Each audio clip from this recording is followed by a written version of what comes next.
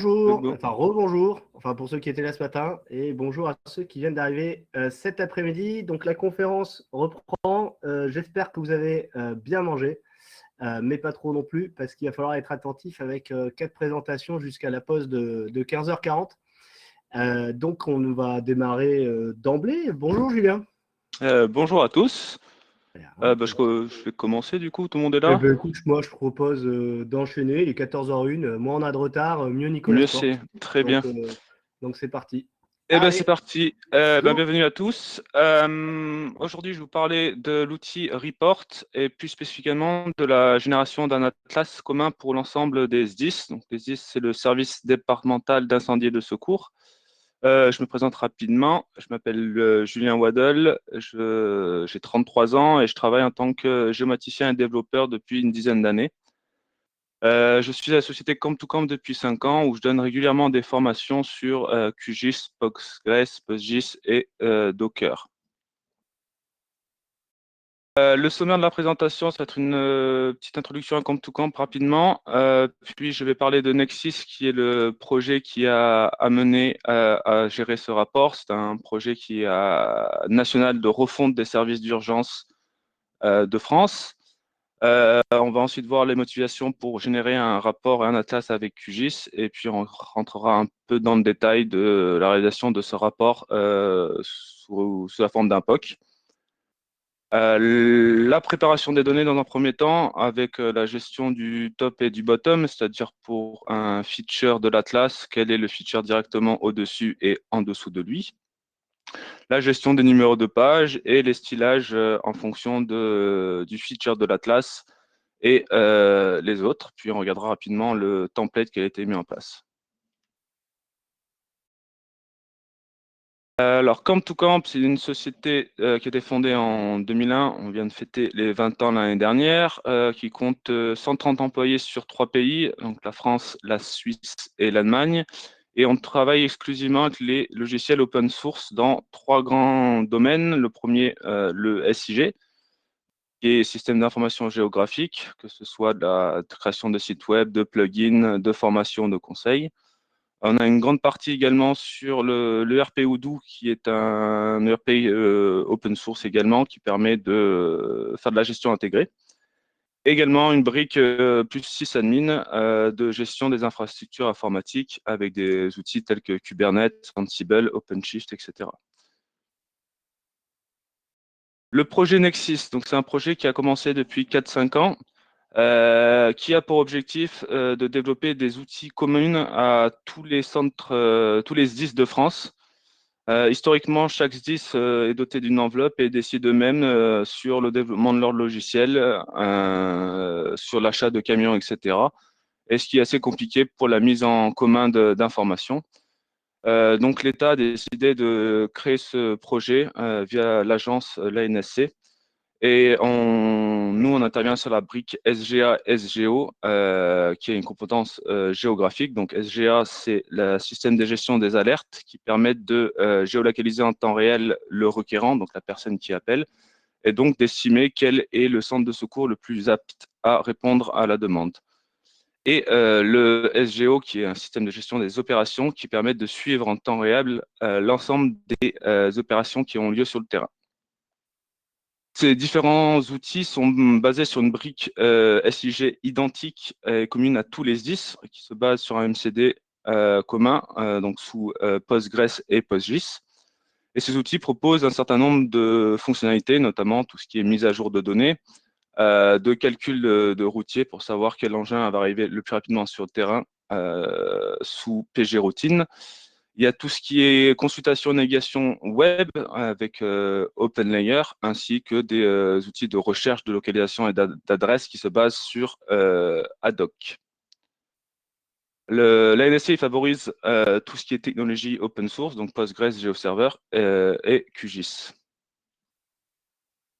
La motivation de cet atlas, c'est que chaque département possède un centre d'incendie de secours, mais qui ont des tailles totalement différentes. Comme vous pouvez voir sur les cartes, il y a 3 types de SDIS, les grosses catégories A, qui ont plus de 900 000 habitants, les moyens qui ont plus de 400 000, et les petits qui sont de moins de 400 000. Donc, généralement, pour les catégories A, ils disposent d'une équipe de plusieurs géomaticiens. Si on prend le Z44, il y a 7 personnes qui travaillent à temps complet dessus. Il y a des SDIS un peu plus petits où il y a 1 ou 2 personnes qui travaillent dessus. Certains ne sont pas des géomaticiens. Et finalement, il y a des départements qui ne possèdent pas ou plus de service SIG. La motivation, c'est de générer un atlas. Donc, l'atlas, c'est une version papier qui est toujours nécessaire. Ils ont toujours besoin, lorsqu'ils partent sur le terrain, d'avoir, notamment sur les feux de forêt, ce genre de choses, d'avoir une version papier. La méthode actuelle de génération des atlas pardon, chez les petits SDIS est très chronophage. C'est souvent manuel. Ils vont prendre un contractuel sur 6 mois qui va aller travailler sur Excel, sur Inkscape, sur GeoConcept, etc. pour générer un gros PDF. Donc, ça prend énormément de temps et de ressources. Et cela implique qu'il est rarement mis à jour. Dans les 10 de catégorie C, c'est arrivé qu'il y ait des atlas qui datent de 2009, ce qui peut poser des nombreux problèmes, notamment lors d'incendies, où on essaye de localiser les habitations, et si les habitations ne sont pas référencées sur l'atlas, eh ben, ça peut poser problème parce qu'on ne va pas aller essayer d'aider les gens. L'autre besoin, c'est de générer des atlas à la fois au niveau communal et au niveau des carrés, ce qu'on appelle les carrés DFCI. Donc, les carrés DFCI, c'est un carroyage qui est utilisé par la sécurité civile pour repérer rapidement l'emplacement d'un événement de type feu de forêt. Il y a plusieurs types de carrés DFCI, c'est de 200 à plusieurs kilomètres. Et du coup, la motivation principale, c'est de pouvoir proposer à ces petits centres de secours de générer des atlas rapidement avec peu ou pas de compétences en géomatique et en quelques clics. Pour ça qu'on a mis en avant QGIS. Donc QGIS qui utilise le modèle Report. Et comme je vous ai dit tout à l'heure, on part d'une base de données commune avec des tables qui seront partagées à tous les 10, qui seront identiques. Ainsi, on a mis en place un enchaînement de traitement avec le modèle Builder et avec un peu de code en Python, en PyQGIS, pour créer un filet à partir des données du carriage DFCI avec un ordre régulier. Donc, vous verrez à l'écran avec du coup incrémenté de 1, 2, 3, etc. avec un ordre spatialement logique. Ensuite, il a fallu donc, pour qu'on se retrouve rapidement sur l'atlas, de récupérer au-dessus le carré qui est au-dessus et celui qui est en dessous. C'est-à-dire que pour le carré 10, par exemple, on doit savoir que le carré 17 est celui juste en dessous et le carré 3 juste au-dessus. Qui plus est, on a joué avec les styles, notamment avec l'option ensemble des règles, pour faire ressortir les communes et les carrés kilométriques qui sont concernés par l'Atlas. On peut voir sur l'écran, le carré DFCI est un fond transparent, pardon, et les autres ont des fonds hachurés. Ce même ensemble de règles a été utilisé pour gérer l'overlay, c'est-à-dire pour qu'on puisse rapidement localiser le carré à l'intérieur de la commune. Donc en haut à droite, on voit que la commune, que le carré actuel se retrouve dans telle commune avec un outline rouge foncé.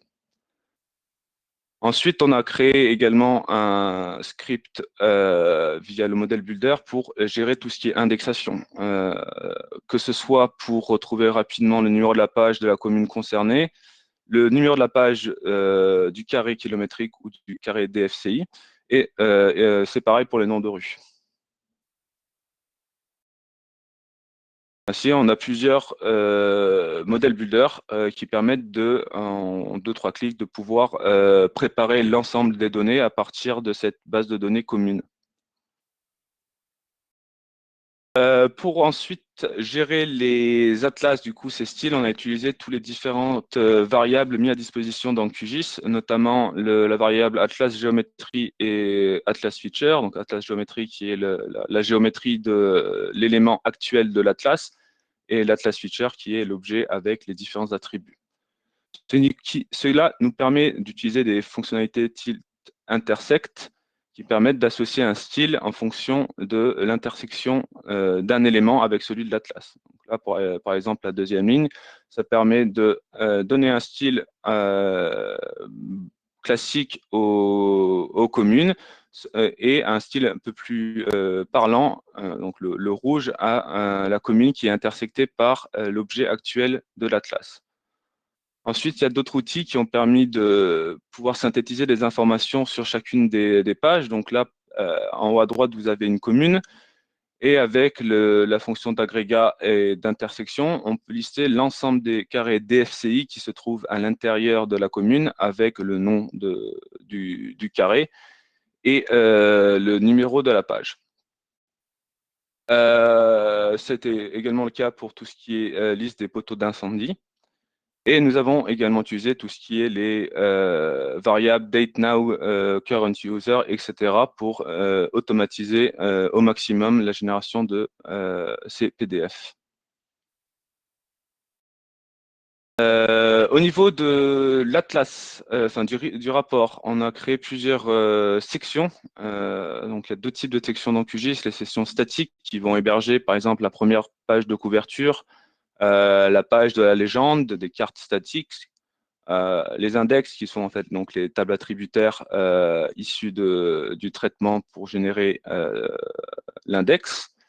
Des sections de groupe pour les communes et les carrés kilométriques et tous les différents outils de date de création, comme j'ai dit tout à l'heure, et d'informations liées à l'Atlas, à savoir afficher les attributs de l'élément de l'Atlas en cours et les différentes relations de 1 à N. Pour conclure, du coup, QGIS a beaucoup de points positifs pour gérer ses atlas. Donc, je rappelle, c'était un POC, on a passé que quelques jours dessus. Mais le fait de pouvoir donc utiliser de l'HTML pour rendre l'atlas un peu plus joli, on se rend compte qu'avec un peu de Python et les différentes expressions de QGIS, on peut vraiment faire répondre à tous les besoins des SDIS. C'est relativement rapide et facile à mettre en place. Et le gros avantage, c'est que c'est partageable. Donc, que ce soit le projet QGIS en lui-même, les scripts de model builder ou encore les templates de report, tout ça, c'est partageable.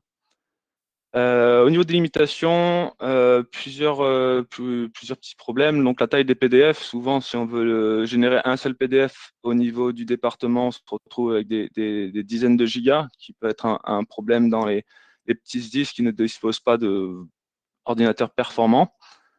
Le gros point noir, c'était l'impossibilité de changer l'ordre des éléments qui constituent le rapport. Donc, si je reviens en arrière, à droite, il est impossible de glisser, déposer et changer l'ordre des différentes sections. Donc, cela veut dire qu'il faut bien prévoir. Alors, je sais je crois qu'il y a un KEP en cours sur GitHub, mais il faut bien prévoir à l'avance l'ordre des éléments qui vont constituer de l'atlas. Autre limitation, il n'y a pas vraiment de privilégiation comme pour l'atlas où on ne peut pas voir ce que ça donne avant de l'avoir généré. Pour aller plus loin, on va essayer de créer un mode headless qui permet du coup, comme je l'ai dit, aux IS qui ne disposent pas d'un service SIG dédié, d'avoir un petit script qui permet de gérer en un clic à la fois le pré-traitement et la génération des différents PDF. Et ça peut amener à d'autres opportunités, notamment les pompiers ont besoin souvent de rapports qui le font rarement automatiques, mais de créer des rapports avec des cartes et des graphiques qui soient automatisés, comme par exemple le nombre d'interventions par commune par an. Voilà, merci. Je suis à l'écoute des questions. Hop. Merci Julien. Top. On est à 4 Julien quand même aujourd'hui. Voilà, C'est les meilleurs. une petite... Ouais, je pense que ça s'impose de soi-même quand même, effectivement. C'est bien de le dire. Écoute, super, merci. Je trouve qu'en plus aujourd'hui, au-delà de la blague du prénom, c'est aussi une autre façon. On en a parlé ce matin notamment avec Mickaël, mais une autre façon d'utiliser les expressions. On sent que c'est quelque chose qui existe depuis un moment dans QGIS, mais quand même qui prend vraiment de l'ampleur ces dernières versions et ça Et comme c'est au début, c'est toujours un peu technique, c'est un langage, c'est une syntaxe, etc.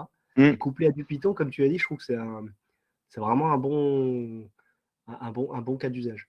Est-ce que tu sais si dans le projet Nexus, c'est quelque chose qui est en prod, qui est utilisé un peu partout? Parce que c'est Le, un projet un le- peu fédéral, non? Enfin, entre guillemets, ça alors, marche. la mise en prod de Nexis à proprement dit, ça passe de département en département, mais globalement, l'objectif, c'est 2024 de passer en prod. Donc, il y a deux choses, hein. Il y a toute la partie Nexis, etc., gestion des alertes. Et après, cette partie-là, c'est plus pour chacun des SDIS, pour un peu les pousser à utiliser autre chose que leur géoconcept ou leur map info qui sont un peu obsolètes maintenant, et de les favoriser à utiliser ce genre d'outils. Il va falloir que, comme tu as nommé deux logiciels, tu es obligé d'en troller un troisième, du coup, On pour va prendre équilibrer. Argis, hein. Ok, d'accord. Et du coup, et là, on est sur un déploiement de QGIS à l'échelle de tout le système Nexus. Comment ça marche Alors, globalement, nous, ce qu'on fait, c'est qu'on visite chaque département et en fonction justement de leur taille d'équipe SIG et de leur outil mis en place, hein. Il y a des départements qui utilisent ArcGIS, ils ont bien raison d'utiliser ArcGIS, mais d'autres, comme je l'ai dit, qui ont des géoconcepts qui ont une dizaine d'années avec 3, 4 serveurs différents où ils ne savent pas retrouver la donnée. C'est une bonne raison de leur pousser à utiliser QGIS, notamment au niveau de leur direction. On leur dit que c'est gratuit et ça leur évite de payer des licences. Ils sont super contents. Et justement, on favorise ça plus ou moins pour qu'il y ait plus de communication entre les SDIS. Donc, Nexis a permis vraiment de regrouper l'ensemble des géomaticiens et de partager le travail en commun. Ouais, d'accord. Alors, j'ai pas beaucoup de questions sous la main. Il y a eu juste un partage de références par Catherine, qui appelait aussi de ses voeux plutôt le grand remplacement des Juliens par des Juliennes. J'ai cru voir ça dans le chat, mais voilà, on en cherche. L'appel est lancé. Et du coup, pour faire une grille numérotée, donc j'ai pas tant de questions. Donc si les gens, vous avez des questions à reporter, c'est maintenant. Il y a évidemment des remerciements. On te conseille aussi de sortir de Google Drive. Voilà. Euh, du coup, C'est comment c'est là tout ça, vous avez utilisé des choses existantes dans QGIS, vous avez ajouté des choses, vous avez contribué au truc alors, enfin par exemple, tu vois, on nous demande si les modèles, tu vois, tout ce qui est modèle builder, les scripts Python, les expressions, les QPT, sont disponibles. Pardon, les QPT, c'est les QGIS Print Template, donc les modèles d'impression pour le composant alors, sont disponibles. comme je dis là, je pense que j'ai passé un jour et demi, 2 jours à faire ça. Donc, c'est plus un POC pour montrer justement aux D'accord. différents SDIS qu'est-ce qui est possible. Après, bon, c'est toujours pareil, il faut un peu de financement, tout ça. Mais oui, à terme, j'aimerais. Après, il faut voir avec mon entreprise si je peux passer du temps dessus. Mais oui, ça serait quelque chose qui serait partageable. Je ne sais pas par quel biais. Je sais que par ailleurs, il y a le 1034 qui a un stagiaire qui a mis en place un plugin pour gérer des atlas automatiquement, mais c'est encore assez limité. Donc, j'essaie de me mettre en contact avec eux. Mais l'objectif, oui, bien évidemment, c'est de pouvoir partager ce genre de choses. Il y aura un blog post de toute façon, sur notre site internet qui va reprendre un peu plus en détail avec les scripts, justement, qui ont permis de gérer la création de la grille et le fait de récupérer le voisin du dessus, le voisin du dessous, ce genre de choses-là. D'accord. Et du coup, tu as parlé d'une KEP. Alors, est-ce que tu sais, on peut aller voir ce que c'est une KEP pour les gens? Alors, pardon, j'étais en train de faire mes courses sur le site Ah, pardon, ce midi pour soutenir l'OSGeo France et QUIS. Excusez-moi, vous me surprenez vraiment.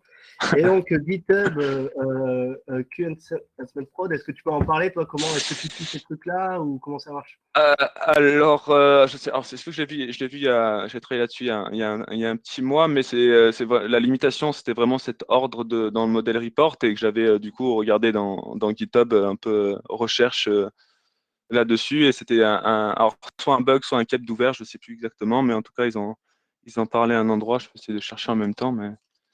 D'accord. Donc, tu n'as pas le numéro là, mais je voulais, voilà, Euh, c'était une façon aussi, on en parlait ce matin avec Arissou, un exemple de se balader. Un des dépôts qui sont sur GitHub de QGIS, c'est le QGIS Announcements Proposals qui a été dans plein de logiciels et langages c'est pour discuter ah, des c'est un, améliorations plutôt importantes à apporter à un projet.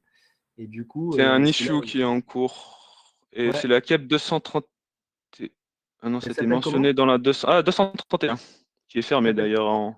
Ah, elle est fermée? Ah, ok. Ouais, Et c'est le nom, c'est quoi, 231. excuse-moi? Sorting Options and Report Tool. Voilà, donc vous voyez, en fait, ici, j'ai enlevé dans les filtres, hein, j'ai enlevé celles qui sont fermées, enfin, que ouvertes, et du coup, on a les deux.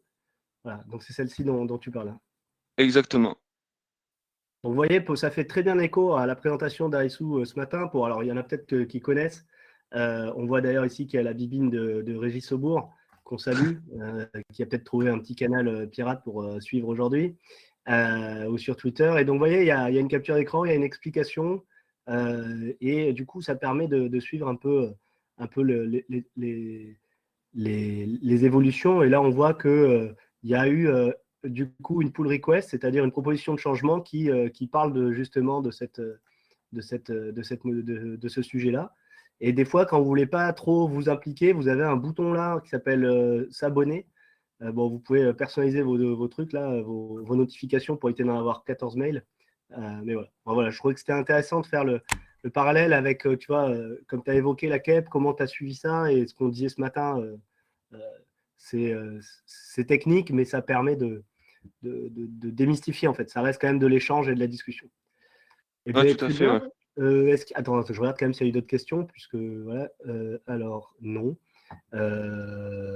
Et du coup, ça va dépendre un peu de ce que les SDIS choisissent, etc., pour voir s'il y a une mise, ou si ça va plus loin, entre guillemets, et que vous faites une mise en ligne au-delà du blog C'est ça, post. oui. Alors, pour avoir une petite histoire, à Nexis, on a un groupe de travail qui a en sorte de rendez-vous bi-hebdomadaire, oui, non, bimensuel, pardon, ça ferait beaucoup sinon. Où justement on discute de tout ce genre de travaux dans différents SDIS. Donc, Ok. l'Atlas, c'est pas encore quelque chose de tout à fait crucial parce que euh, le Nexus n'est pas encore en prod, ça viendra avant. Mais par exemple, ça va être la discussion de tout le MCD qui va être commun à tous les SDIS. Ben, on a recoupé une quarantaine de personnes pour récupérer les différents cas particuliers. Par exemple, un SDIS en bord de mer n'est pas pareil qu'un SDIS en montagne, dans un milieu urbain, etc. Ils n'ont pas les mêmes besoins et c'est tout l'intérêt de ces groupes de travail, c'est de euh, proposer un outil, un MCD commun à tout le monde où tout le monde peut retrouver ses petits, quoi. D'accord. Eh ben, merci Julien. Sache que si tu veux adresser un message aux 10, bah, c'est le moment. Il y en a pas mal dans le chat. Ils sont en train de se compter. Donc voilà. Bah, ils doivent me connaître la plupart qui sont déjà dans le projet Nexus. Donc, Très bien. ceux que je Ok, connais pas, on va se voir d'ici 2-3 ans de toute façon. super. Bah, écoute, merci Julien. Je ne vois pas d'autres questions arriver, mais je pense que c'était assez clair. C'était bien déroulé. Franchement, c'est vraiment intéressant, encore une fois, de voir. Ça mêle plein de choses de QGIS. C'est quand même super intéressant. Eh ben, merci beaucoup pour l'organisation et tout. En plus, zéro problème, donc c'est génial. C'est classe, hein. Ça t'a été... Et Ouais. puis bon rétablissement quand même. Ouais, c'est Et gentil, attention aux merci. gels hydroalcooliques dans le visage. Ouais. Merci, salut. Salut. Et on accueille du coup